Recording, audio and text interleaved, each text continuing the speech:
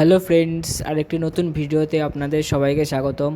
তো বন্ধুরা, আজকে আমরা আলোচনা করব ইন্ডিয়ার প্রত্যেক বছরে এফপিএআই এফপিএআই এর অনুসারে যে প্রত্যেক বছর ইন্ডিয়া নিজেদের সেরা সেরা কিছু খেলোয়াড়দের অ্যাওয়ার্ডস দিয়ে থাকে।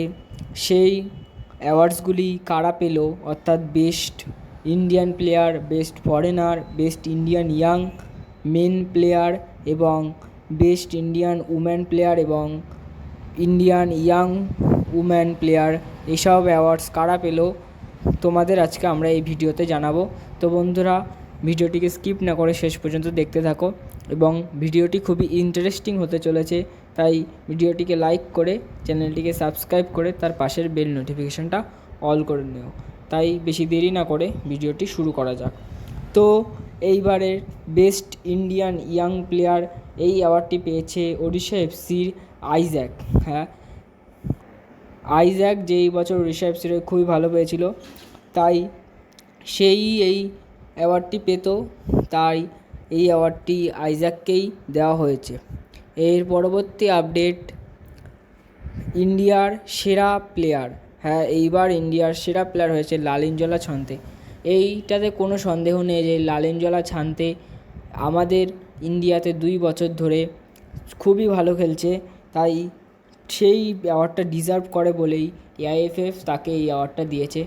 তো এবারের সেরা বিদেশি হয়েছে আহমেদ জাহু, কিন্তু এটিতে অনেকের মতামত থাকতেও পারে, আবার মতামত নাও থাকতে পারে। আমার এতে মতামত নেই, কারণ দিমিত্রিয়স পেট্রাতস যে আইএসএলে গোল্ডেন বল জিতেছিল, সে থাকতে কি করে আহমেদ জাহু এই অ্যাওয়ার্ডটি পায়, এই নিয়ে অনেকের মনে প্রশ্ন আছে।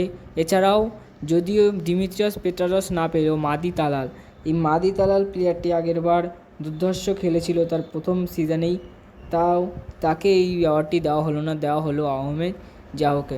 তো তোমাদের এতে কী মতামত তোমরা আমাকে অবশ্যই কমেন্ট বক্সে জানাবে। এর পরবর্তীতে বেস্ট কোচের যে অ্যাওয়ার্ড, সেই কোচের অ্যাওয়ার্ডটা পেয়েছে মোরালো মার্কোয়েজ রোকা। মোরালো মার্কোয়েজ রোকা এই অ্যাওয়ার্ডটি পেয়েছে, কিন্তু এতেও আমার মতামত নেই, কারণ তারা কি দেখে মোরালো মার্কোয়েজ রোকাকে অ্যাওয়ার্ডটি দিল। মোরালো মার্কোয়েজ রোকা হয়তো বেস্ট কোচ, ইন্ডিয়ান সার্কিটে কয়েক বছর ধরে খুবই ভালো কাজ করছে, কিন্তু শুধু বেস্ট কোচ জানলেই তো তাকে বেস্ট কোচেরটা উপাধিটা দেওয়া যায় না।